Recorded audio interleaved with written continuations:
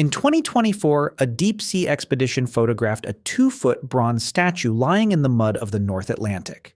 It's called the Diana of Versailles, and it once stood in the Titanic's first-class lounge. It had been photographed exactly once before, back in 1986, and then lost again for almost 40 years. That's how hard it is to even find a single object down there, let alone the entire ship. So why, over a century later, is the most famous shipwreck on Earth still sitting exactly where it sank? You'd think with modern engineering, this would be solvable. We've landed rovers on Mars. We've built structures a third of a mile tall. Raising one ship should be easy by comparison. And for over 100 years, people have tried to convince the world it was. Every decade brings a new plan, a new company, a new promise that this time, the Titanic will finally come home. Every single one has failed. Start with where it actually is. The wreck sits roughly 2.5 miles down, deep enough that if you dropped the Burj Khalifa, the tallest building on the planet, into that spot, its tip would still be nearly a mile short of the surface. At that depth, the ocean pushes back with about 6,000 pounds of force on every square inch. For comparison, that's roughly the weight of 3 small cars balanced on a single postage stamp. Nothing built for surface conditions survives that. Steel doesn't bend down there. It buckles instantly. We got brutal proof of that in June 2023. A submersible called Titan, carrying 5 people to view the wreck, imploded on its way down.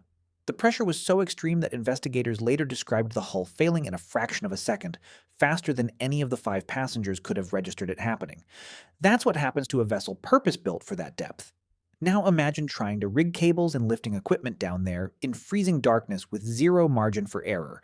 But say you solve that, you still haven't solved weight. The ship displaces over 50,000 tons. There is no crane, no cable, no winch system on Earth rated for that kind of load from that depth, and even that assumes the ship is still one piece. It isn't.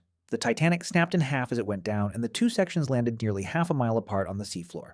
The bow looks almost intact in photos, eerily so. The stern is barely recognizable as part of a ship at all. The impact crushed it into a tangled heap of plating. Pull a cable through either section today and you're not lifting a ship. You're tearing apart wet paper. That hasn't stopped the ideas. One proposal wanted to pump millions of ping-pong balls into the hull, betting that all that trapped air would float the ship up like a life vest. Cute idea. Until you remember the 6,000 pounds of pressure would flatten every single ball before it did anything.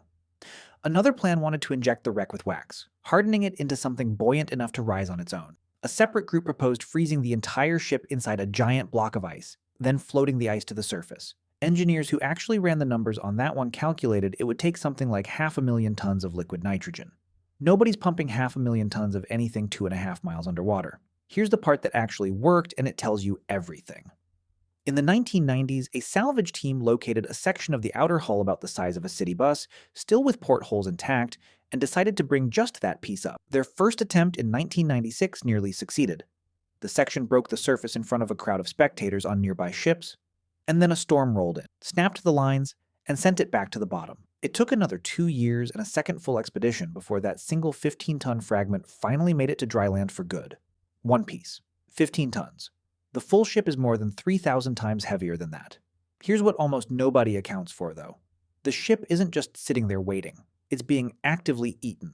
Reddish, icicle-shaped growths hang off the hull in thick colonies. They're called rusticles, and they're built by bacteria that consume the ship's iron and leave behind these fragile, hollow structures that crumble the moment you touch them. In 2010, researchers discovered a strain living in those rusticles that exists nowhere else on the planet, evolved specifically to feed on the Titanic's steel.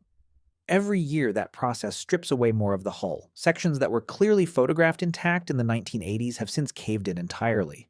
And maybe that's the actual answer nobody wants to say out loud. Even if we could solve the pressure, the weight, and the decay, more than 1,500 people never left that ship. Their bodies are gone now, dissolved by a century in salt water, but their shoes remain scattered across the seafloor exactly where they fell, because leather is one of the few things down there nothing wants to eat. In 2012, the United Nations formally protected the wreck as a cultural heritage site, the same legal status as a war grave. So the ship stays, not because we've run out of ideas, because somewhere between the engineering and the impossibility, it stopped being a salvage problem and started being a cemetery.